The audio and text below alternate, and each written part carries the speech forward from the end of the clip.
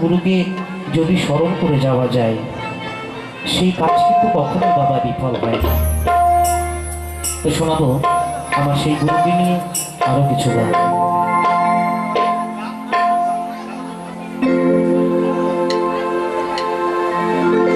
গুরু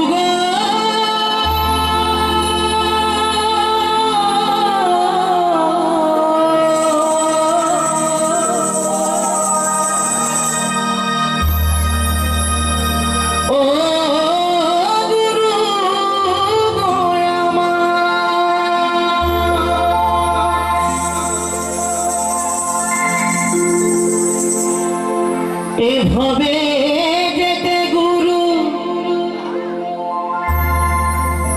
আসিতে গুরু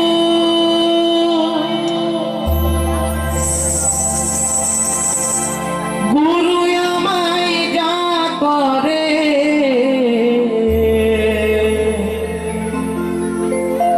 আজকে আমার মায়ের একটু রূপধ্বনি এবং বাবার একটু হরিধ্বনি দিয়ে আমার সাথে সকলে কণ্ঠ কণ্ঠ মিলিয়ে বলবেন একটিবার, জয় জয় নিতাই গৌরী প্রেমানন্দে হরি বল হরি বল হরি বল হরি বল।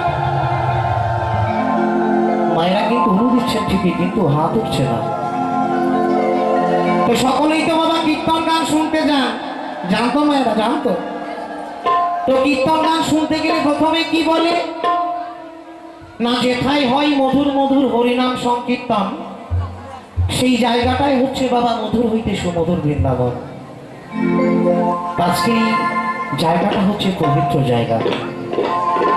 আর একটি কথা, টিভি যেমন দেখবেন বর্তমান জগতে, আগে তো বাবা অ্যান্টেনা ছিল আমরা যখন ছোট ছিলাম, এখন বর্তমানে বাবা কেবল লাইন হয়ে গেছে, ডিসকানেকশন হয়ে গেছে।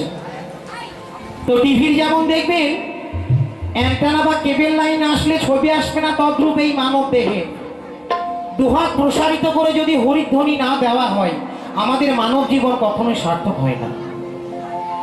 তো যখনই হরিধ্বনি দেবেন দুহাত প্রসারিত করে, এটাই হচ্ছে বাবা হরির অ্যান্টেনা।